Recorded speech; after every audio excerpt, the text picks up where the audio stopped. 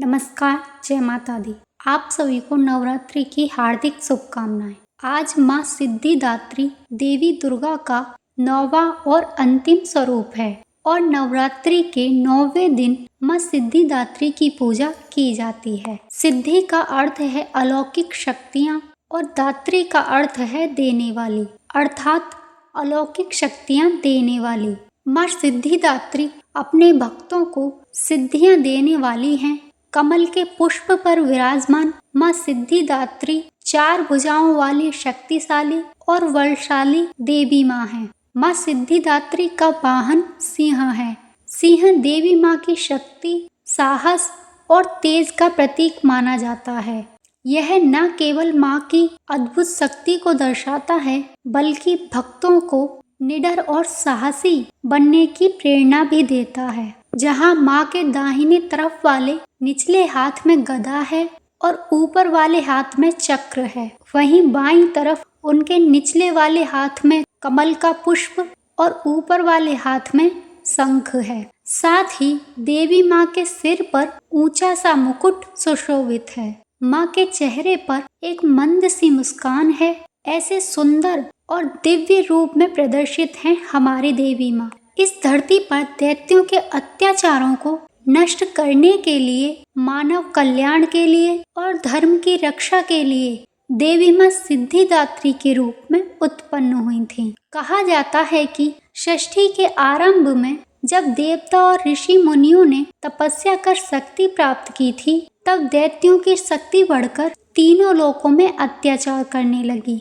देवताओं ने भगवान विष्णु और भगवान शिव से सहायता मांगी। वहां उपस्थित सभी देवताओं से एक दिव्य ऊर्जा प्रकट हुई, जिससे माँ सिद्धिदात्री प्रकट हुई।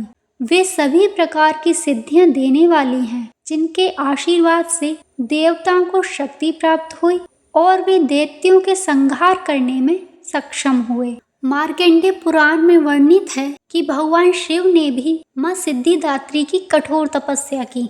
उनके तप से प्रसन्न होकर माँ ने भगवान शिव को 8 प्रकार की सिद्धियां दी: अणिमा, महिमा, गरिमा, लघिमा, प्राप्ति, प्रकाम्य, ईशत्व और वशित्व। इन सिद्धियों से भगवान शिव त्रिलोक में सर्वशक्तिमान बन गए और माँ की कृपा से उनका आधा शरीर देवी का हो गया, जिससे वे अर्धनारीश्वर कहलाए।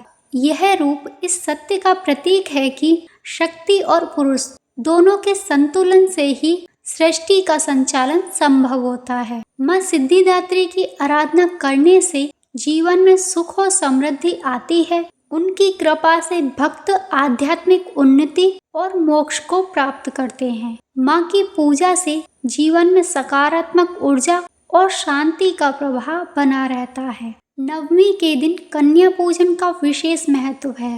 इस दिन कन्या पूजन अवश्य करना चाहिए और कन्याओं को बुलाकर चना, पूड़ी, हलवा, खीर, नारियल और सात्विक रूप से तैयार भोजन का भोग लगाना चाहिए, जिससे माँ प्रसन्न होती हैं। माँ के भक्तों के सभी कार्य सिद्ध होते हैं।